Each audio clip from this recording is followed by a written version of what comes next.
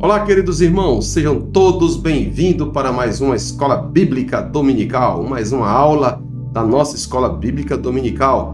E nesta feita estamos na lição de número 12, uma lição maravilhosa, Movimento Pentecostal e a Obra Missionária, levando o fogo de Deus às nações. Já estamos quase no encerramento desta incrível revista, pequenininha, mas poderosa em Deus, para edificar muitas vidas. E chegamos então na lição de número 12. Você é bem-vindo por aqui e não pode perder esta lição.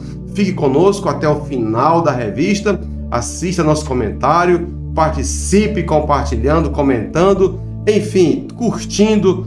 Fique à vontade aqui conosco para aprender um pouco mais da Palavra de Deus e, quem sabe, enriquecer o seu conhecimento ali domingo, quando você for ministrar a escola dominical, ou simplesmente você aprender a palavra de Deus. Amém? Então, sem mais delongas, vamos direto ao ponto, porque afinal de contas, nós temos que trabalhar. Então vamos lá. Lição de número 12, o movimento pentecostal e a obra missionária, levando o fogo de Deus às nações. Primeiro trimestre de 2025, da editora Betel. Então veja só, tem mais uma lição e encerramos esse trimestre.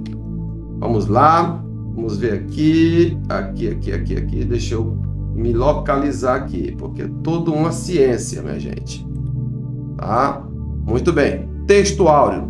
Disse-lhes: ide por todo o mundo e pregai o evangelho a toda criatura. Está lá em Marcos capítulo 16 e 15. A verdade aplicada: o discípulo de Cristo deve estar comprometido com o anúncio do Evangelho no poder do Espírito Santo para a glória de Deus e até que Cristo venha. Objetivos da lição: nós não abrimos mão do objetivo da lição, não é verdade? Então veja só, frisar que a obra missionária é dirigida pelo Espírito Santo. Primeiro tópico. Segundo tópico, ressaltar o papel do Espírito Santo na evangelização. E o terceiro tópico, reconhecer a evangelização como prioridade da igreja. Ok? Então vamos lá.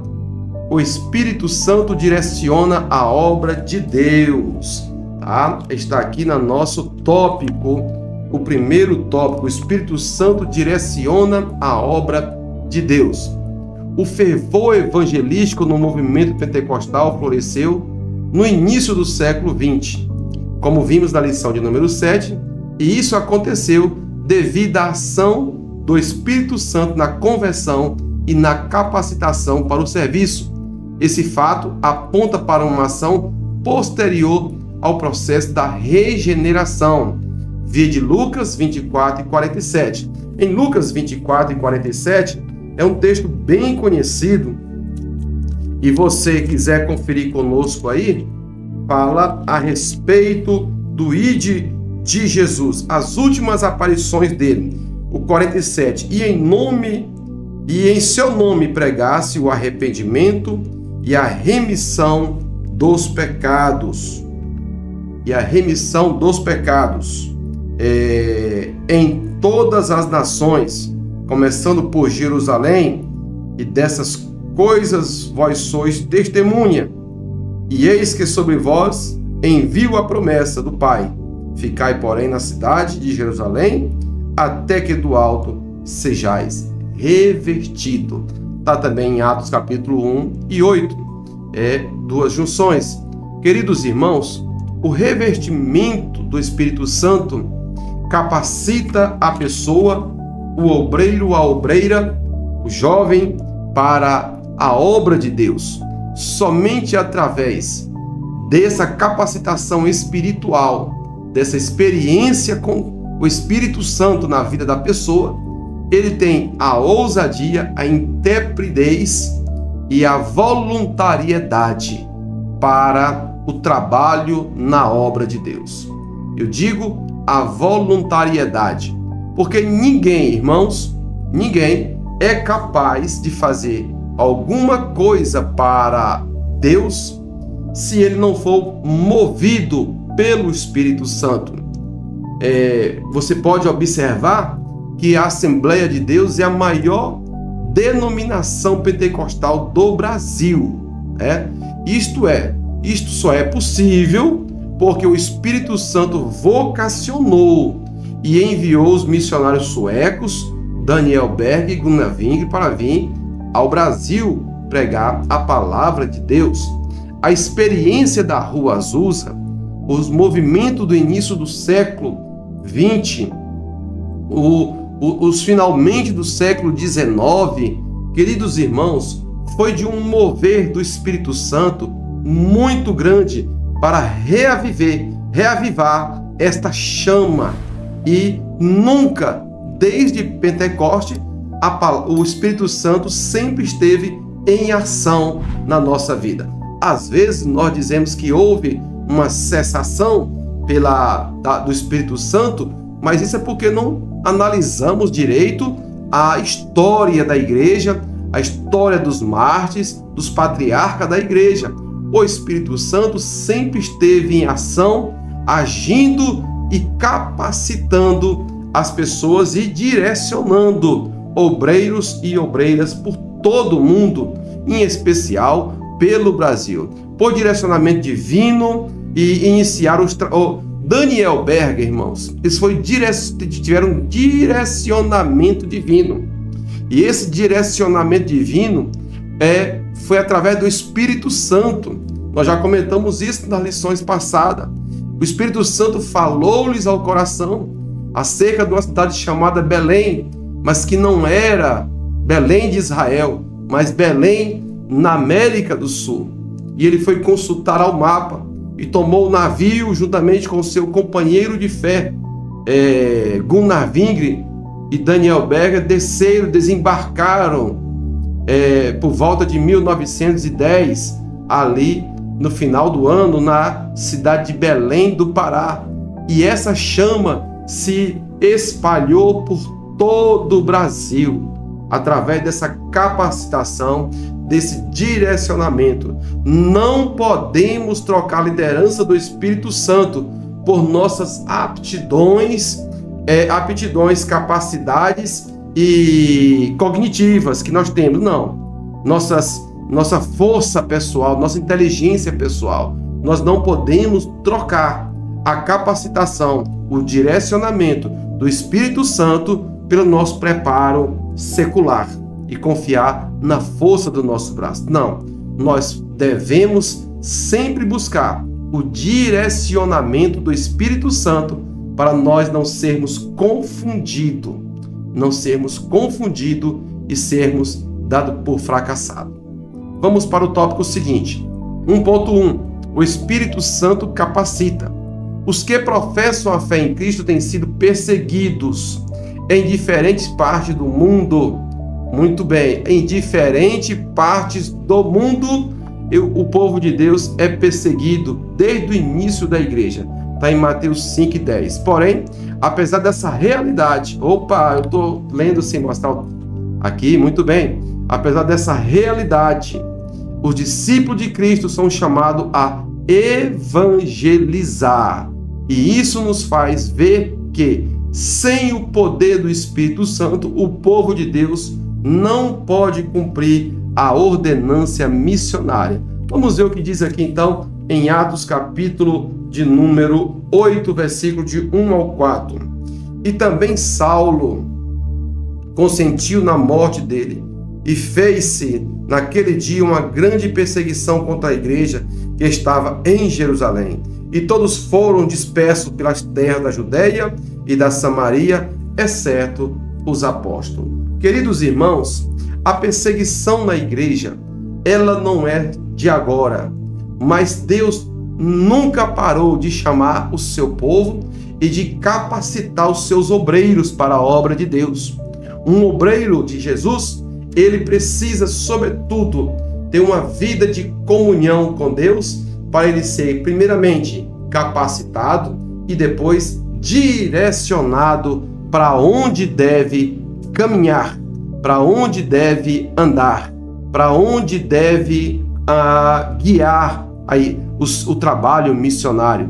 O obreiro de Jesus, ele não pode confiar na força do seu braço, na sua inteligência. Não. A vinda do Espírito Santo e a criação da Assembleia de Deus veio trazer uma oportunidade ao leigo, aquela pessoa que não tem uma formação acadêmica, mas é uma pessoa vocacionada para pregar o Evangelho. Ele não tem muita letra, e isso já foi motivo de discussões, muito até aqui mesmo em nossas aulas. Porém, o Espírito Santo veio para dar capacidade e espaço para que o leigo pudesse trabalhar na obra de Deus e ser útil na obra de Deus. Então, quem capacita não é o homem, é o Espírito Santo que capacita. Pois eu já conheci várias pessoas capacitadas, mas que não são vocacionadas para o ministério da palavra de Deus. Não basta ser vocacionado, é preciso também ser capacitado pelo Espírito Santo, para que tenha capacidade de pregar a palavra com intrepidez, com coragem, com ousadia e enfrentar as duras lutas que nós lemos aqui em Atos capítulo de número 8, versículo de número de 1 ao 4, onde Paulo perseguia a igreja.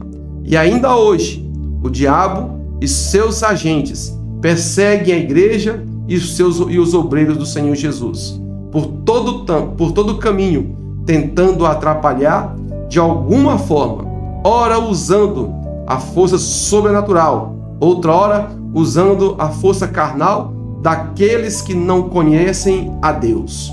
Portanto, quem capacita é o Espírito Santo, quem vocaciona é o Espírito Santo. O 1.2. Espírito Santo fortalece. Em um mundo onde muitos rejeitam o ensinamento de Cristo, o trabalho no cumprimento da missão continua sendo desafiador frente à perseguição crescente aos servos de Deus. Está em Lucas 10, 1, 2 e 1 Pedro 4, 16. Entretanto, nada é capaz de parar os valentes missionários que, cheio do Espírito Santo, sai para evangelizar o mundo. Vamos voltar de novo aqui para Atos, agora em Atos capítulo de número 4, versículo de número 31. Atos número 4, versículo de número 31. E tendo eles orado, moveu-se o lugar em que estavam reunidos, e todos foram cheios do Espírito Santo e anunciavam com ousadia a palavra de Deus. Aí está a palavra-chave para ministrar, pregar, anunciar a palavra de Deus. O revestimento, o batismo com o Espírito Santo vai lhe dar ousadia para pregar a palavra de Deus. Sem ele, é difícil você fazer a obra de Deus. Certa vez, Paulo, em uma das suas viagens missionárias, um homem pediu a ele que lhe passassem, que lhe vendesse esse mesmo Espírito que estava nele. Mas isso não era possível, e Paulo o repreendeu e ele ficou cego. Ora, pela força do braço humano, é impossível você vencer as dificuldades da obra de Deus, mas com a capacitação, com o vocacionamento e a ousadia, você vai longe pregar a palavra de Deus. Não há nada mais importante para um homem do que ser um obreiro do Senhor Jesus Cristo e pregar a palavra de Deus. É coisa linda demais. É Deus quem salva o pobre e o necessitado, aquele que não era nada, que não era ninguém neste mundo, e Deus o transforma em um agente do seu povo, em um príncipe do seu povo. Vamos andando. Muito bem, tá aqui. O Espírito Santo concede autoridade. Toda autoridade vem de Deus e a nós concedida com propósito. Romanos 8 e 28. Fala que toda autoridade provém de Deus. O Espírito Santo age no crente a quem concede autoridade para testemunhar. Atos 1 e 8. como fomos chamados como embaixadores do reino para levar as boas novas da salvação, o Espírito Santo nos reveste com o poder do alto e assim podemos proclamar com autoridade as virtudes daquele que nos chamou das trevas para a sua maravilhosa luz. Ou seja, queridos irmãos, é o Espírito Santo quem nos dá autoridade. Não temos força em nós mesmos. Veja só, toda autoridade vem de Deus. Quem dá autoridade ao homem e à mulher para pregar a palavra é Deus. O Espírito Santo age no crente a quem concede a autoridade para testemunhar. Veja o que diz Atos 1:8. É um versículo bastante conhecido. Recebereis a virtude do Espírito Santo, que há de vir sobre vós, e ser-me-eis testemunhas, tanto em Jerusalém, como em toda a Judeia, Samaria, até os confins da terra. Ora, testemunhar de Jesus naquele tempo era um desafio muito grande. Testemunhar de Jesus nos tempos de hoje continua sendo um desafio. Falar que é um crente, autenticar sua vida como um crente, ser cheio de Deus como um crente, andar como um crente, comprar como um crente, vender como um crente, pagar como um crente, ter uma vida de conduta ilibada como um crente.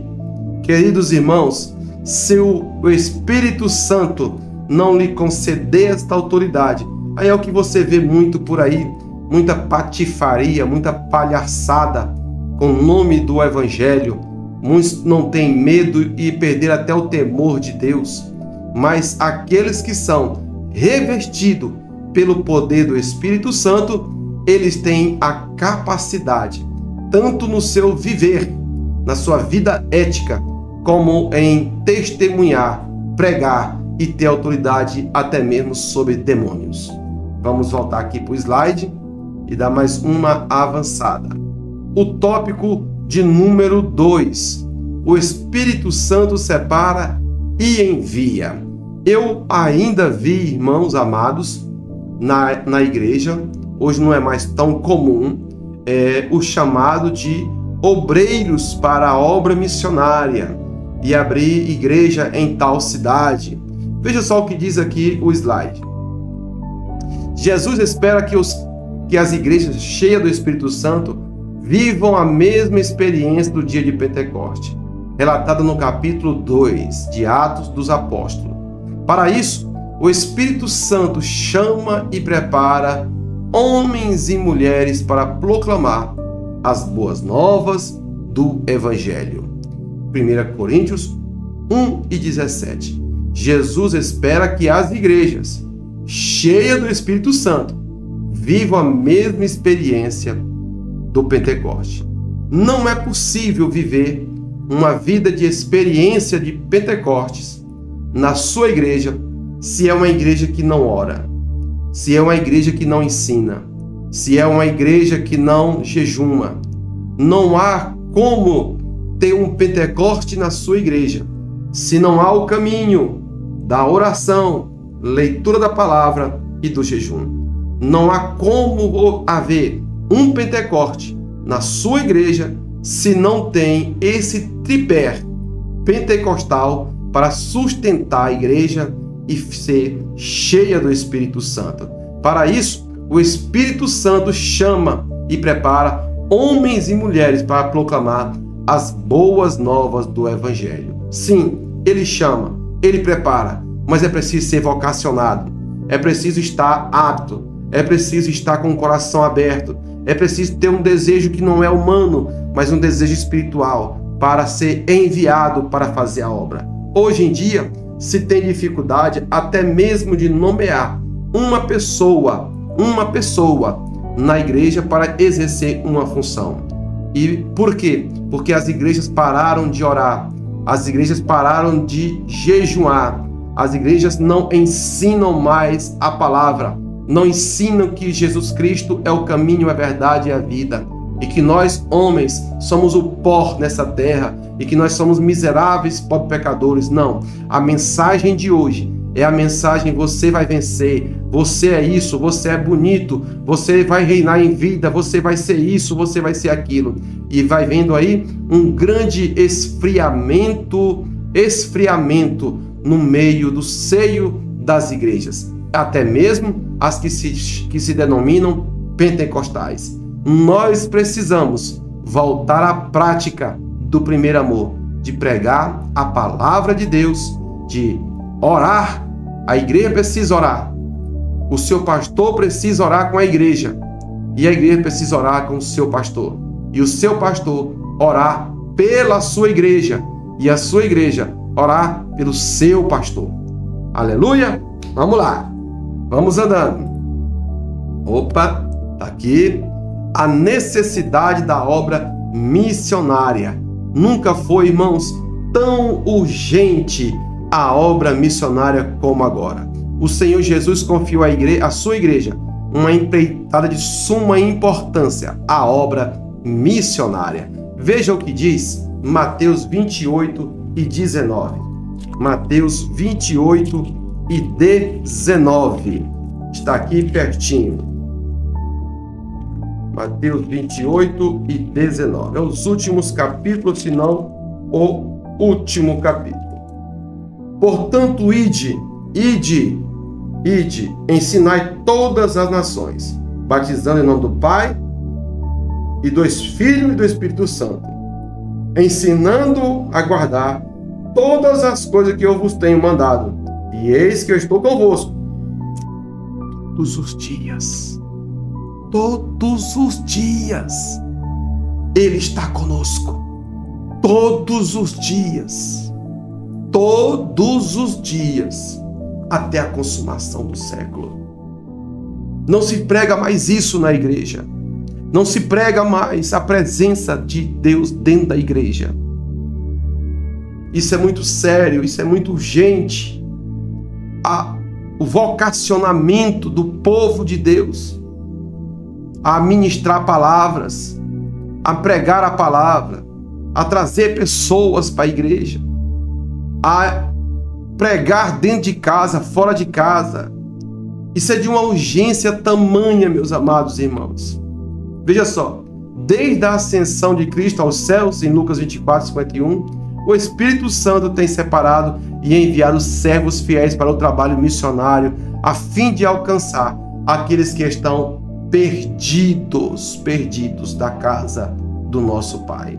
Queridos irmãos, não podemos esquecer o nosso primeiro amor e o nosso vocacionamento para a obra missionária.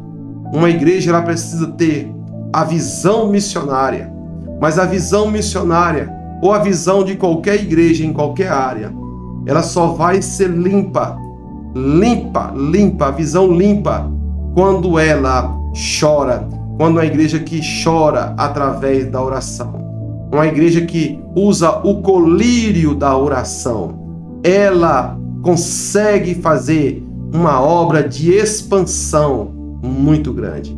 Sem oração, sem expansão, sem jejum, sem Pentecoste, sem leitura e ensino da palavra, sem Pentecoste, sem obra missionária, não adianta, não tem jeito. Só através da oração é que nós vamos alcançar mais e mais vidas cativas do diabo. Vamos lá. O Espírito separou e enviou o apóstolo Paulo, sendo a obra missionária um mandamento direto do Senhor Jesus, está lá em Mateus 28, nós lemos, e também em Marcos 16. O livro de Atos dos Apóstolos evidencia que, em Antioquia, o Espírito Santo separou o apóstolo Paulo para ele estabelecer igrejas em suas viagens missionárias. De forma profética, o Espírito Santo separou Paulo para o trabalho missionário, a fim de levar o Evangelho aos gentios. Atos 22 e 21. A igreja de Antioquia estava em oração.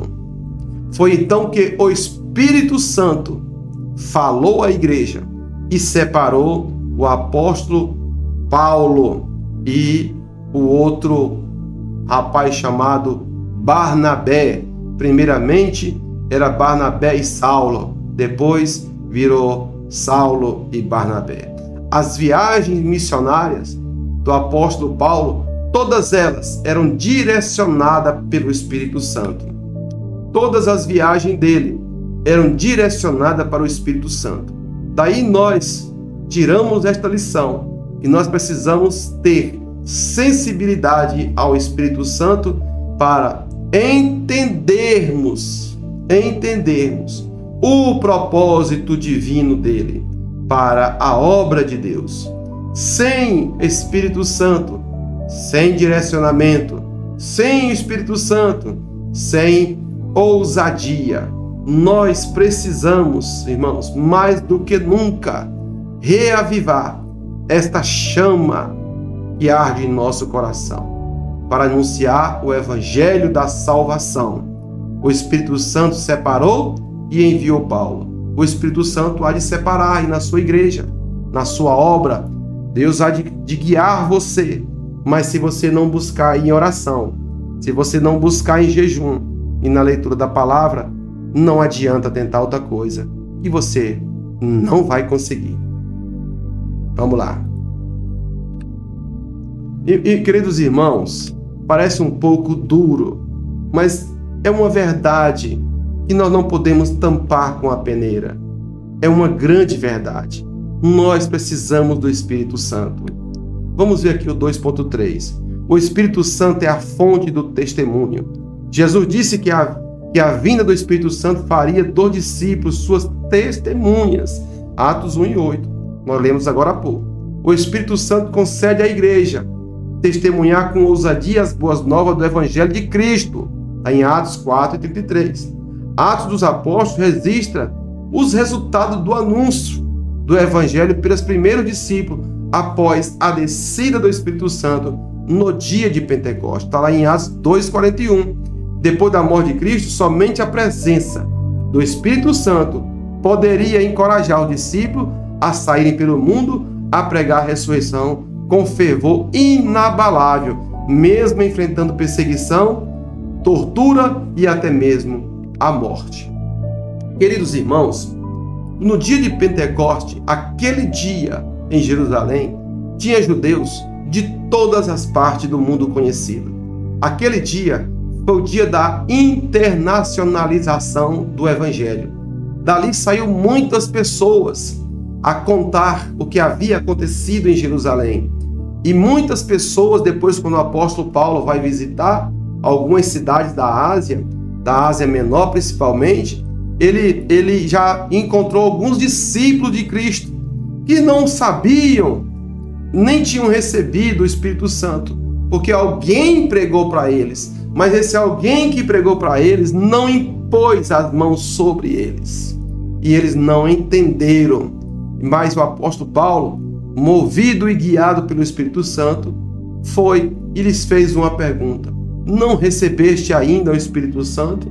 E logo após, ele orando, anuncia-lhes o Evangelho através do Espírito Santo. Amém?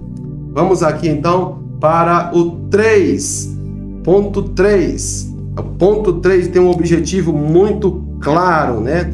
Reconhecer a evangelização como prioridade para a igreja. Isso é muito sério. Qual tem sido a prioridade da sua igreja? As missões e o movimento pentecostal. Qual tem sido a prioridade da sua igreja aí? Como ela tem se comportado, né? Vamos lá.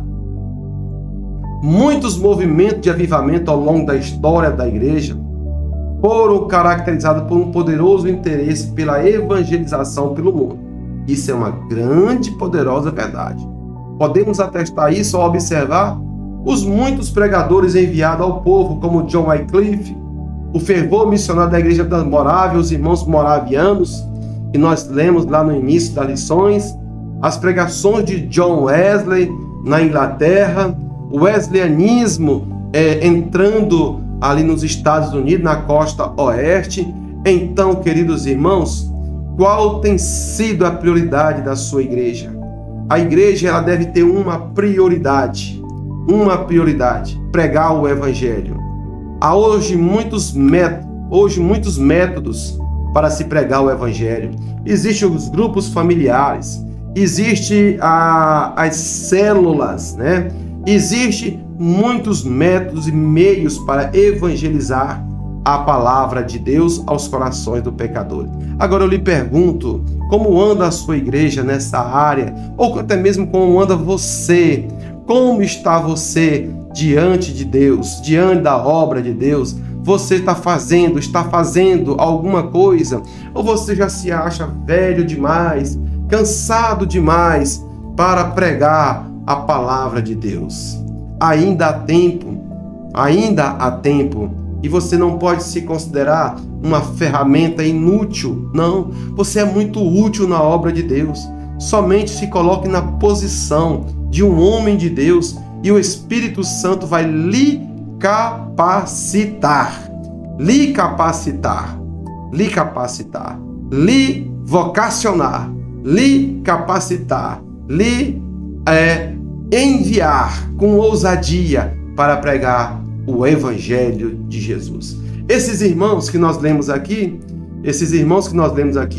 o John Wycliffe, John Wesley, os irmãos da Morávia e muitos outros que surgiram através dos séculos, todos eles também tiveram suas lutas pessoais, suas dificuldades, mas o diferencial na vida deles era que eles estavam dispostos a fazer a obra de Deus a tempo e a fora de tempo.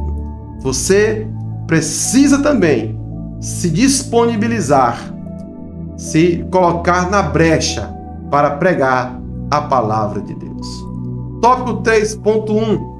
O movimento cresceu com um trabalho missionário. Sim, o Brasil é um país muito evangelizado, mas ainda há muitas almas para se ganhar no Brasil. Veja o que diz. Para os pentecostais, nenhum outro trabalho é tão urgente quanto o trabalho missionário. Está em Lucas 10, 1 e 2.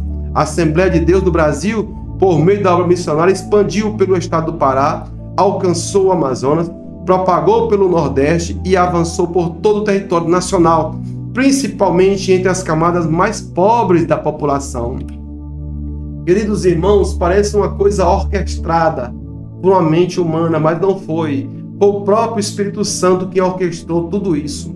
A obra começou no sul pelos imigrantes que chegavam em Paraná, Rio Grande do Sul, Santa Catarina, imigrantes alemãos, europeus, de toda parte que vinham e eram já evangélicos. E de um outro lado, no norte do país, a obra de Deus começa pelos irmãos John Gunnar Wingren e Daniel Berger. E ela se encontra no centro do país, e elas vão se encontrando, e o trabalho vai sendo expandido por todo o território nacional. Então, não podemos parar com essa obra, porque ainda há muito chão e há muitas pessoas para nós ganharmos para Jesus Cristo, nosso Senhor. Nós precisamos reavivar, reacender esta chama de novo, como diz a cantora. Reaviva, reacende esta chama pentecostal aos nossos corações, para nós pregarmos a palavra a tempo e a fora de tempo. Vamos andar. O movimento que revolucionou a história da igreja. Meus amados irmãos, a Igreja Assembleia de Deus, também como a CCB, como a Quadrangular e muitas outras, irmãos, fizeram um trabalho no passado extraordinário de expansão, que revolucionou o país. A maneira como os pioneiros do movimento pentecostal lia e interpretava a Bíblia entrou em choque com a hermenêutica clássica existente no Brasil, principalmente com a hermenêutica dos batistas, isto é, como se lia e interpretava a Bíblia até então. Porém, o trabalho evangelístico dos pioneiros missionários pentecostais passa por incontáveis testemunhos de milagres, cura e maravilhas operadas entre o povo. Vamos ver o que diz aqui 1 Pedro 1 e 20. 1 Pedro 1 e 20. Pedro 1 e 20.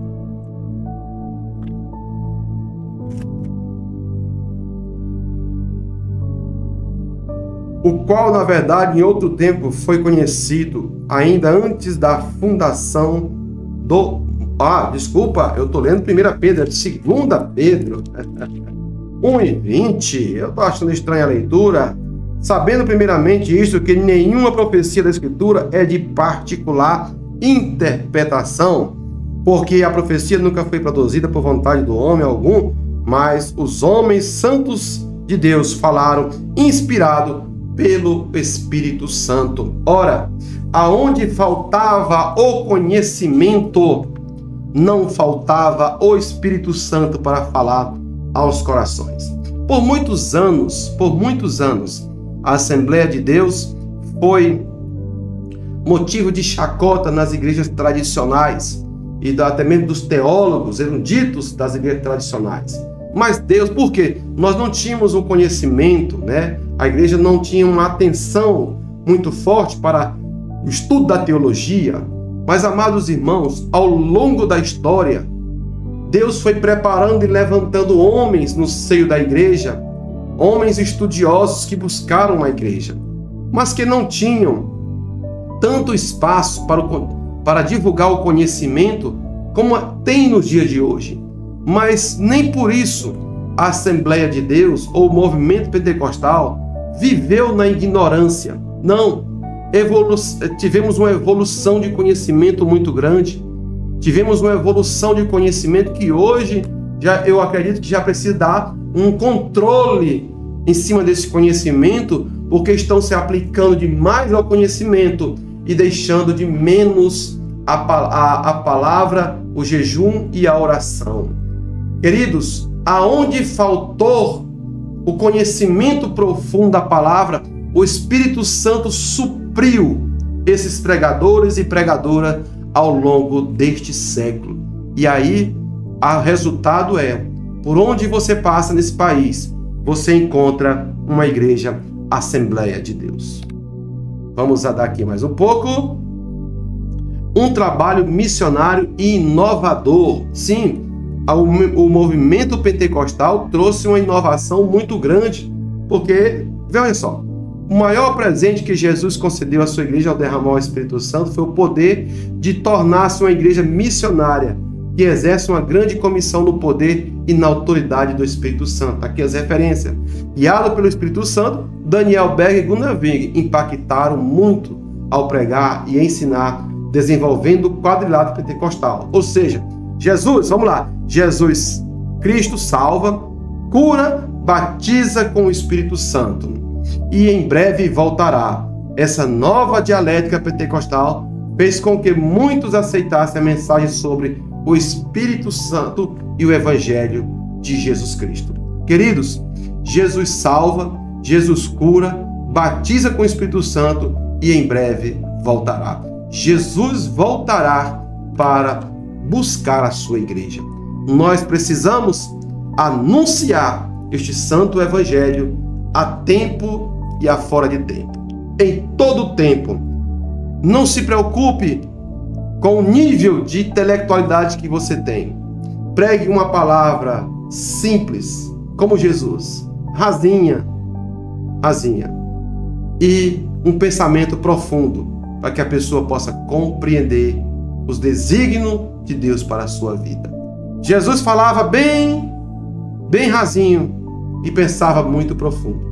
Os pregadores de hoje fala muito profundo e pensa muito rasinho. Mas o Espírito Santo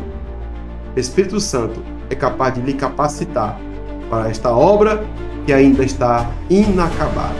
Há muito que se fazer e eu creio que o Senhor Jesus trará uma grande bênção sobre a igreja do Senhor.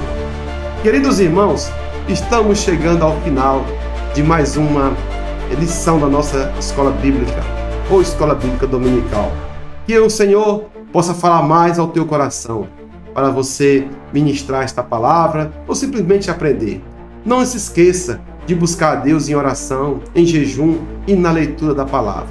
Um grande abraço, shalom, shalom. Não se esqueça de compartilhar, curtir e comentar. Até breve, em nome de Jesus. Shalom, shalom.